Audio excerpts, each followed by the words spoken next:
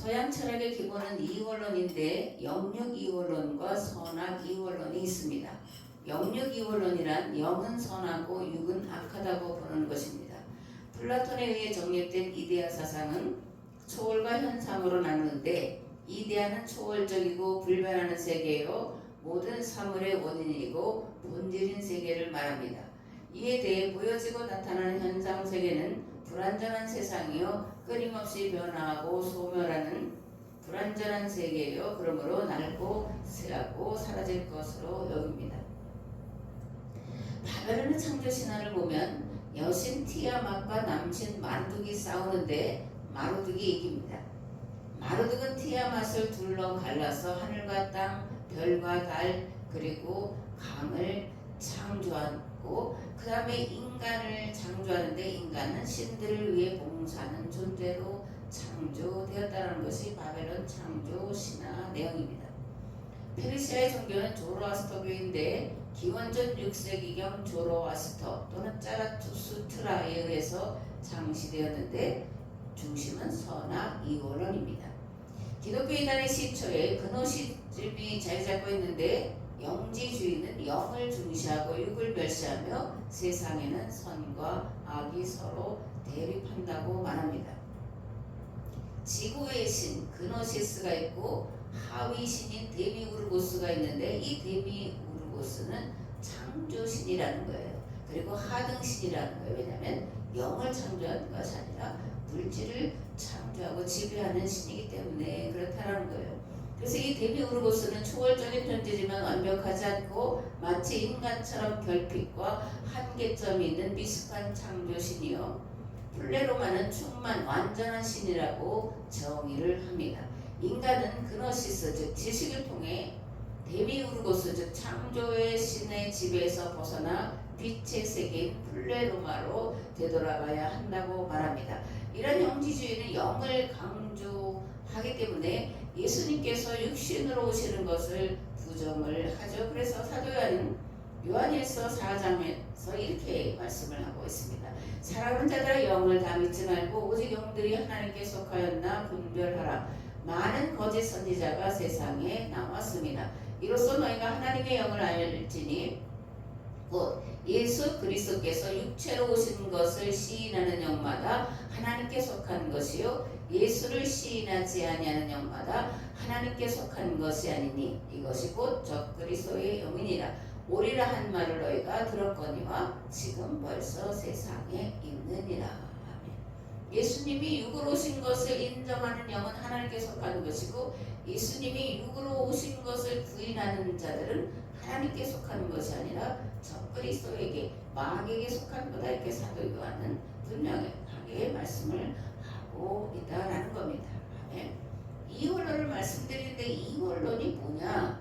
세상의 근본 또는 근원이 둘이라는 세계관이에요. 그래서 여기서 영과 육, 음양, 내세와 현세, 물질과 정신, 빛과 어둠, 선과 악, 영성과 뿔성으로 나누고 이 둘이 서로 대립하고 투쟁하는 관계로 이해하는 세계관, 그것이 이원론이에요. 그렇다면 이원론은 무엇일까? 만물의 근원이 하나에서부터 출발한다는 건데 사도 바울은 로마서 11장에서 이렇게 고백을 합니다. 모든 것은 하나님께로부터 온 것입니다. 모든 것은 그분의 능력에 의해서 살고 모든 것은 그분의 영광을 위해서 존재합니다. 모든 영광을 영원토록 하나님께 바칩니다. 모든 것이 하나님께로부터 나왔고 모든 것이 하나님께로 돌아간다. 모든 근원은 오직 한 분 하나님이시다. 이것이 성경이 말하는 하나님 이론이라는 것입니다. 제가 이 원론을 저때 이렇게 길게 말씀드린 이유는 오늘 함께 나눌 마태복음 4장에서 예수님과 마귀와의 싸움이 등장하고 있기 때문인데 질문입니다. 마귀는 실체일까 아닐까? 결론부터 말하면 마귀는 실체가 아닙니다. 그러나 실제합니다. 마귀는 그림자와 같고 어둠과 같습니다. 어둠이 있는 것은 분명한데 어둠을 따로 만들 수는 없지 않습니까? 그리고 하나님은 어둠을 따로 만들지 않으셨습니다. 빛이 없으면 어두운 것이고 그리고 그림자가 있다라는 것은 실체가 있다라는 것을 말해주는 거예요. 문제는 그런데 그림자는 와서 덮치지도 못하고 공격도 못하는데 마귀는 공격도 하고 덮치기도 한다라는 거예요. 빛의 천사로 가장해서 마귀가 와서 덮치고 공격도 한다라는 건데, 이런 면에서 볼 때 마귀를 실제라고 하기는 어렵고 실체한다, 실체다 이렇게 말하는 것이 옳다 이런 겁니다. 기독교 역사학의 시조인 어거스틴은 기독교인이었다가 마니교에 심취해서 마니교 선생까지 했는데, 마니교에 심취하게 된 이유는 진리에 대해, 악의 존재에 대해 끊임없는 의문을 품었기 때문이에요. 그런데 아무리 마니교 교사까지 됐고 유명하다는 마니교 스승에게 물어봐도 진리에 대해서, 악의 존재에 대해서 제대로 알려주는 사람이 없었습니다. 그래서 실망하고 마니교를 떠났고 이후 이탈리아 밀라노에서 암브로스 주교를 만나 다시 기독교로 개종을 하게 돼요. 이런 어거스틴이 악의 존재에 대해서 깨달은 것은, 악은 실제가 아니라 선의 결핍이라는 것이고 참 진리는 오직 예수 그리스도라는 것인데, 상식적으로 한번 우리가 생각을 해보자고요. 선하신 하나님께서 악을 창조하셨겠냐? 선하신 하나님께서 마귀를 창조하셨겠냐라는 거예요. 선의 결핍이 악이고 빛의 결핍이 어두움입니다. 그렇기에 악이나 마귀는 실체가 아닙니다. 그러나 어둠은 있고 악과 마귀는 있기 때문에 실제라고 말하는 거예요. 마귀를 알고 싶습니까? 하나님을 아는 일에 집중하시기 바랍니다. 하나님을 바로 알면 마귀가 어떤 실제인지 알게 되고, 마귀를 알면 인간의 본연 또는 시면이 얼마나 추하고 더러운지를 알게 됩니다. 그러므로 나를 알고 마귀를 알면 하나님 앞에 나와 회개할 수밖에 없고, 오직 하나님만이 구원에 이른 참길이요 진리요 생명임을 고백하고 믿을 수밖에 없는 줄 믿습니다. 아멘. 두 번째로, 마귀는 밖에서부터 들어올까 아니면 내 안에 잠재되어 있을까? 우리는 주로 하타라 불러가라, 나가라 이런 것들을 많이 듣고 그걸 이제 축사라고 말하는데, 마귀는 밖에서부터 들어오기도 하고 내 안에 잠재되어 있기도 한 실체라는 거예요. 뒤집어 씌우다 이런 말이 있잖아요. 즉 마귀는 밖에서 그리고 안에서부터 온갖 거짓과 술수로 나를 미혹을 합니다. 불의한 생각을 갖게 하고 음란한 생각을 갖게 하고 끊임없이 탐욕을 품게 합니다. 중요한 것은 내 안에 들어있는 타락한 죄의 본성은 마귀의 속성과 일치한다는 것이에요. 그래서 마귀에게 끌려가게 된다라는 거예요. 하나님의 뜻이라고 생각하는 것 중에 거의라고 해도 과언이 아닐 만큼 내 생각, 내 계획, 내 뜻이 들어있다는 것을 우리는 알아차려야 합니다. 내 생각이라는 생각 속에 마귀가 은밀히 넣어주는 것이 많이 있다는 것을 알아차려야 돼요. 그러므로 하나님과 말씀 앞에서 내 생각이 무엇인지, 정말 내 생각이 하나님께로부터 오는 것인지 아닌지 이성의 나를 날카롭게 갈고 면밀히 조사하고 판단하는 일을 쉼없이 해야 합니다. 네. 끝으로 마태복음 16장 21절에서 23절에서 말씀하는 이 말씀을 어떻게 이해해야 할까? 이때부터 예수 그리스도께서 자기가 예루살렘에 올라가 장로들과 대제사장들과 서기관들에게 많은 고난을 받고 죽임을 당하고 제3일에 살아나야 할 것을 제자들에게 비로소 나타내시니, 베드로가 예수를 붙들고 항변하여 이르되 주여 그리 마옵소서, 이 일이 결코 주께 미치지 아니하리이다. 예수께서 돌이키시며 그들에게 이르시되 사탄아 내 뒤로 물러가라. 너는 나를 넘어지게 하는 자로다. 내가 하나님의 일을 생각하지 아니하고 도리어 사람의 일을 생각하는도다 하시고. 아멘.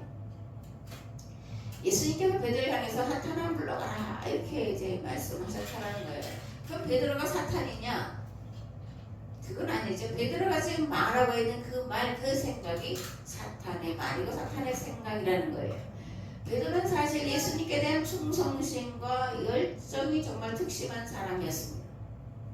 그래서 예수님이 바리새인과 서기관들에 의해 고난받고 죽으실 것과 제3일에 살아나실 것을 말씀하시자 앞을 가로막고 외친 거예요. 죽으시다니요. 그럴 일은 없습니다. 제가 끝까지 지켜드리겠습니다.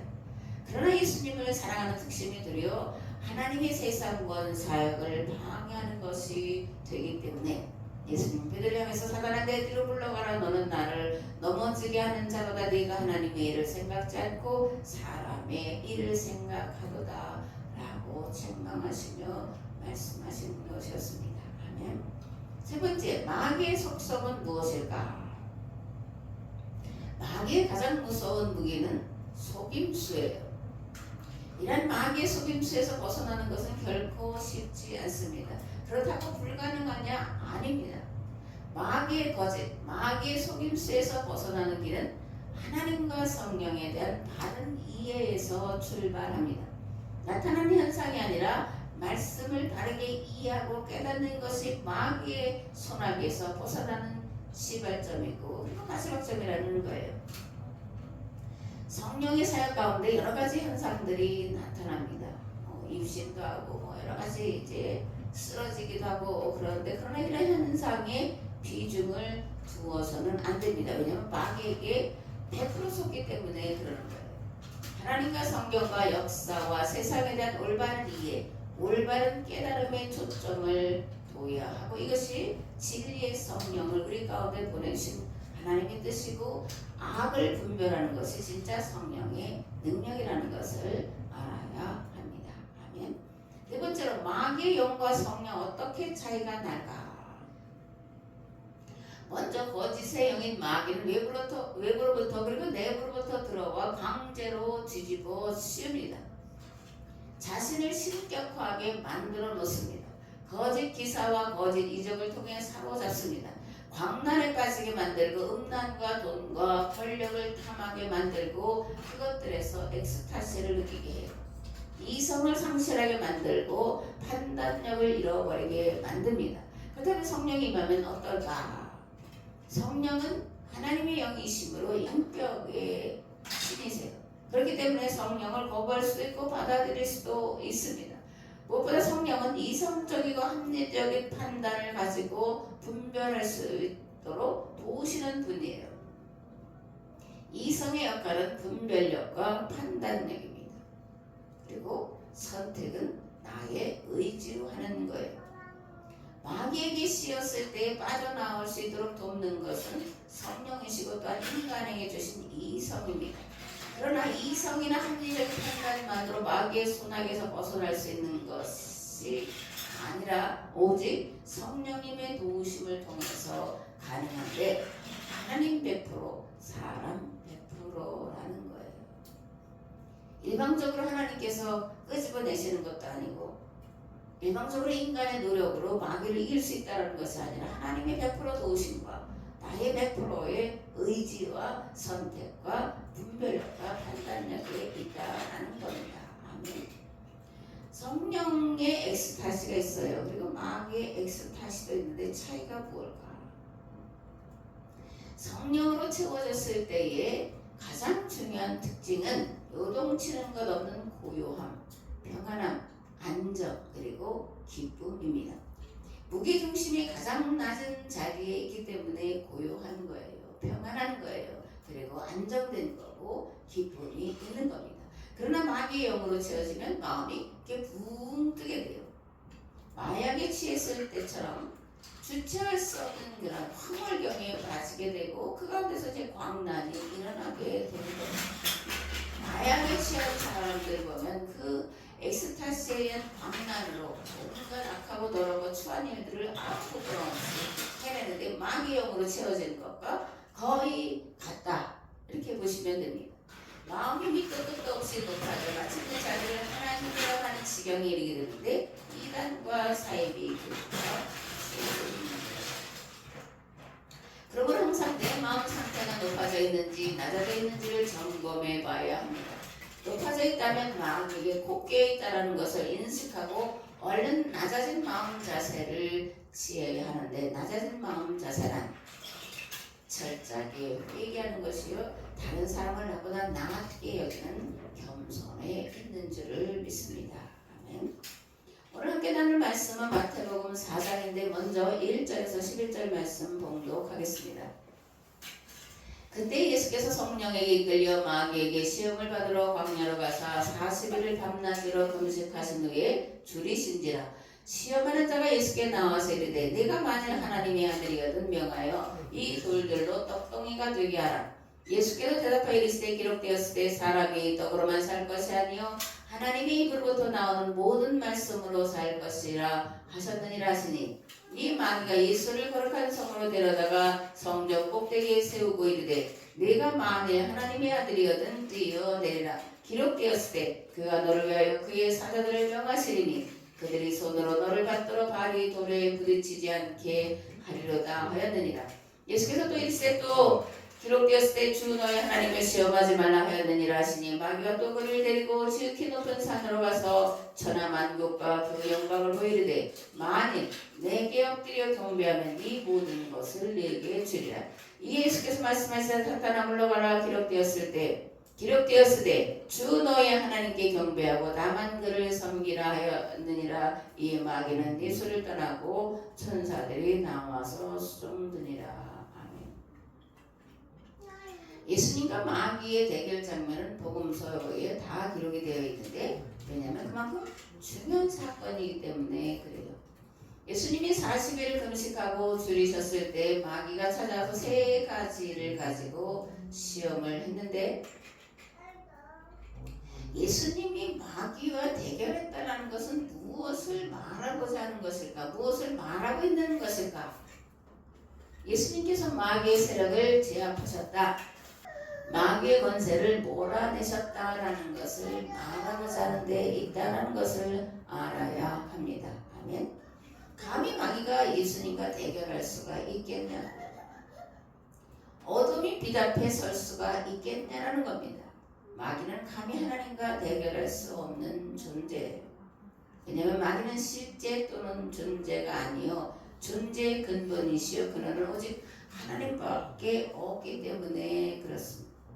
실제가 아닌 것이, 존재가 아닌 것이 존재이신, 존재의 근원이신 하나님을, 그리고 하나님 앞에 설 수도 대결할 수도 없다라는 겁니다.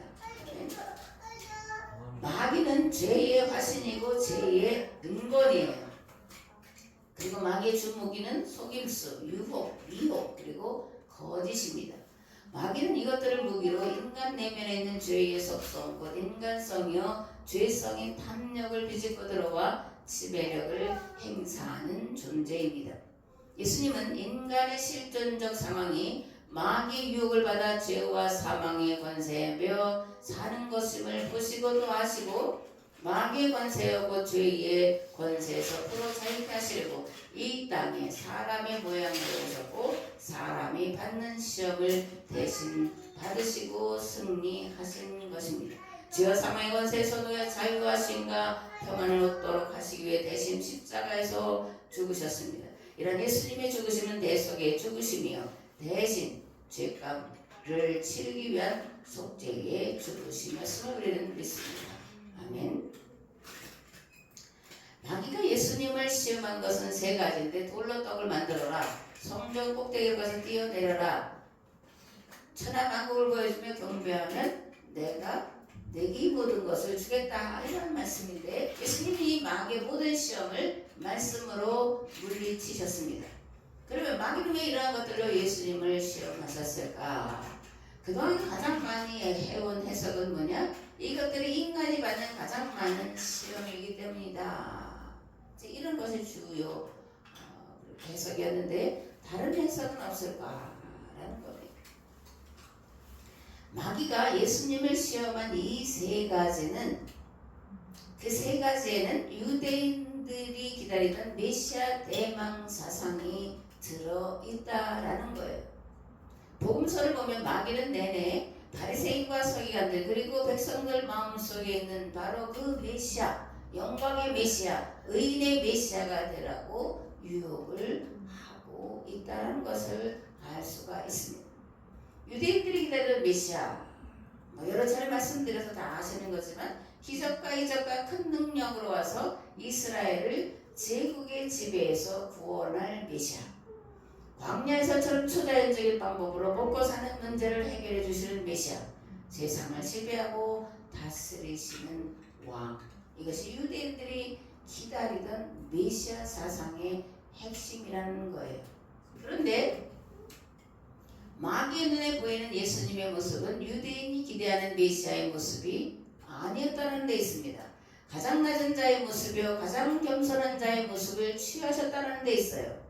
그렇기에 끊임없이 유대인의 기대를 따르는 영광의 메시아가 되라고 유혹을 했다라는 겁니다. 아멘. 예수님의 사역 핵심은 무엇일까? 유대교의 잘못된 신앙을 바로 잡는 것이었습니다. 세상 구원은 잘못된 신앙을 바로 잡는 것과 같습니다. 이스라엘은 세상 구원을 위해 하나님께서 계약을 맺은 첫 번째 나라요 첫 번째 백성이었습니다. 그런데 이들이 세상 구원 사역에서 크게 벗어나 세상 사람들이 가는 우상 숭배의 길, 곧 바알의 길로 나아갔고 그 결과 세상을 구원할 길이 끊어질 지경에 이르게 되었습니다.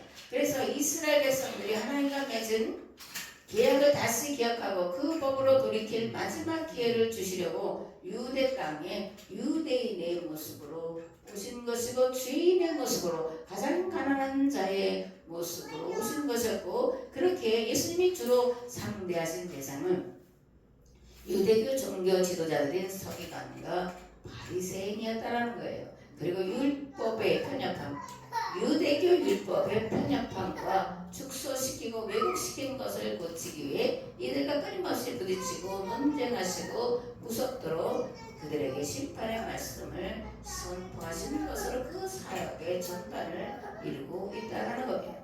교회가 잘못되면 세상을 구원할 수 없습니다. 교회가 잘못되면 세상은 구원의 길을 수 없습니다. 교회의 선포가 잘못되거나 교회 안에서 많은 진리가 되면 세상을 멸망해서 구원할 수 없습니다.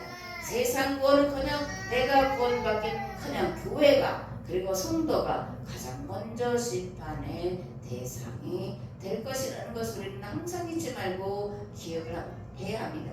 예수님은 바리새인 서기관들을 향해 이렇게 말씀하였습니다. 화 있을진저 외식하는 서기관들과 바리새인들이여, 너희는 천국 문을 사람들 앞에서 닫고 너희도 들어가지 않고 들어가려 하는 자도 들어가지 못하게 하는도다. 이 말씀은 옛날 바리새인 서기관들을 향해 하신 말씀이 아니라 오늘 교회와 성도에게 하시는 말씀으로 들어야 합니다. 그렇게 들려질 때에, 그렇게 들을 때에 비로소 진정한 회개에 이르게 되고 거듭남에 이르게 될 줄을 믿습니다. 아멘.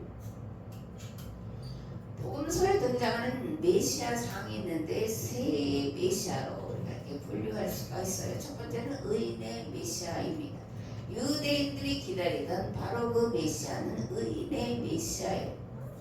서기관 바리새인들은 유대교 율법과 인간고 교리의 잣대로 유다 백성들을 죄인과 의인으로 나누었고, 오실 메시아는 의인을 구원할 메시아로 생각을 했습니다. 두 번째 메시아인데 죄인의 메시아입니다.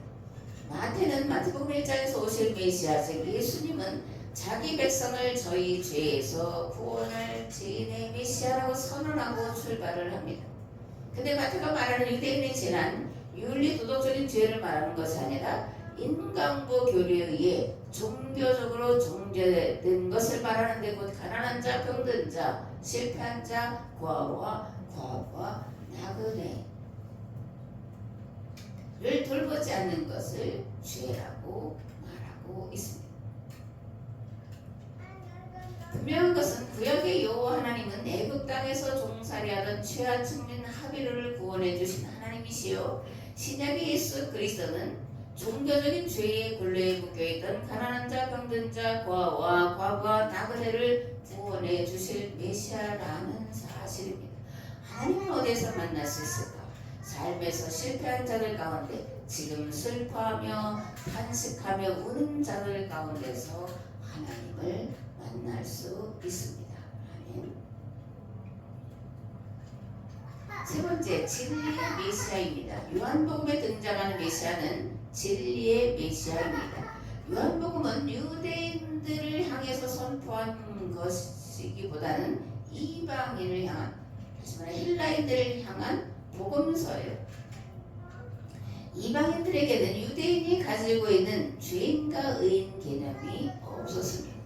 이방인 즉 헬라인들은 만물의 근원과 이치와 진리를 찾는 데 심혈을 기울이던 자였고, 그래서 사도 요한은 복음서에서 예수님의 헬라인들이 찾던 근원 만물을 운행하는 원리와 이치다, 로고스다, 말씀이다, 이렇게 이제 선포를 하면서 요한복음을 시작을 하고 있는 겁니다.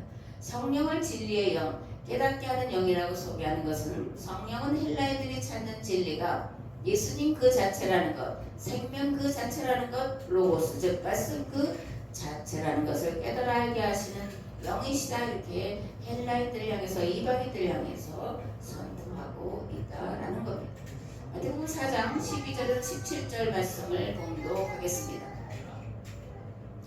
예수께서 요한이 잡혔음을 들으시고 갈릴리로 물러가셨다가 나사렛을 떠나 스불론과 납달리 지경 해변에 있는 가버나움에 가서 사시니, 이는 선지자 이사야를 통하여 하신 말씀을 이루려 하심이라. 일러스되 스불론 땅과 납달리 땅과 요단강 저편 해변길과 이방의 갈릴리여, 그 강에 앉은 백성이 큰 빛을 보았고 사망의 땅과 그늘에 앉은 자들에게 빛이 빛이었도다 하였느니라. 이때부터 예수께서 비로소 전파에 이르시되 회개하라, 천국이 가까이 왔느니라 하시더라. 아멘. 예수님은 왜 세례 요한이 잡힌 다음에 갈릴리로 가셨을까? 세례 요한은 예수님이 오실 길을 예비하는 사명을 갖고 온 자예요. 그 사명이 끝나가고 있었기 때문에 예수님은 세례 요한이 잡힌 후에 등장하신 겁니다. 그러면 갈릴리가 의미하는 것은 또 무엇일까? 예수님 당시에 갈릴리 사람이란 죄인이라는 말과 동일한 의미로 쓰여졌습니다. 고린도인이다 그러면 창녀라는 말과 동일한 의미로 쓰여졌던 것처럼 갈릴리 사람 곧 죄인이다, 이런 등식이 성립되는 시기였다라는 거예요. 예수님께서 갈릴리로 가셨다라는 것은 그래서 죄인들에게 가셨다라는 것이요, 예수님은 저희 죄에서 구원할 죄인의 메시아로 오신 분이라는 의미가 숨겨져 있습니다. 하브리 하나님 여호와께서 죄인의 하나님으로 오신 분이 예수님이신 줄을 믿습니다. 아멘. 갈릴리 사람들은 예수님의 사역의 처음과 마지막을 함께한 자들이에요. 교회의 탄생자리인 마가 요한의 다락방에 모인 120명도 모두 갈릴리 사람들이었습니다. 하나님은 죄인의 대명사인 갈릴리 사람들을 통해 세상을 구원하는 사역을 여신 줄 믿습니다. 하나님은 죄인들이 있는 곳에 함께 계시고 죄인임을 자백하고 회개하는 자들 가운데 함께 하시고 그들에게 구원을 베푸셔서 그들로 세상을 구원하는 일을 하도록 맡기시는 줄을 믿습니다.